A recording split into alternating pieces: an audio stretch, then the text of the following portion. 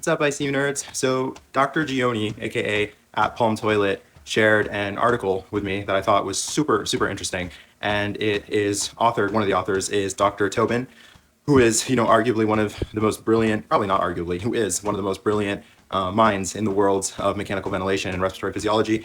If you've ever heard of the RISB or the Rapid Shallow Breathing Index, he's one of the two people who developed that. So anyway, this was an article that was published last year in the Current Opinions of Critical Care Journal, which is a new journal not a new journal, but new to me, a journal that I didn't know about that also Palm Toilet showed me, which is really cool. They do a lot of review articles. But anyways, getting to the point, they wrote this article about self-induced lung injury, also referred to as, or self-inflicted lung injury, also referred to as SILI.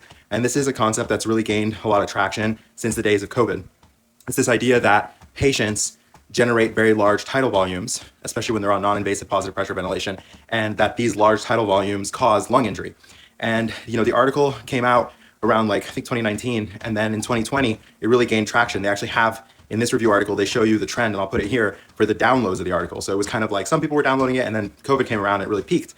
And so what Tobin and others argue in this is that when COVID came around, we threw everything that we knew, threw caution to the wind, and adopted this new policy where we basically adopted this idea of self-inflicted lung injury, which says that we shouldn't let patients take big tidal volumes, and we should intubate them sooner, and we should use more neuromuscular blockade. And Tobin and others argued that that was a terrible strategy based on terrible data, and that this whole idea of self-inflicted lung injury has not been validated in any real experimental models.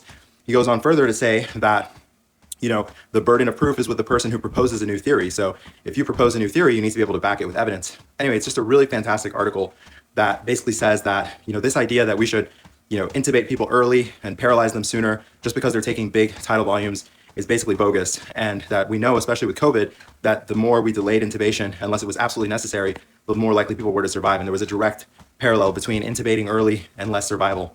So check out this article. And if you found it helpful, follow for more IC Made Simple. See you, IC nerds.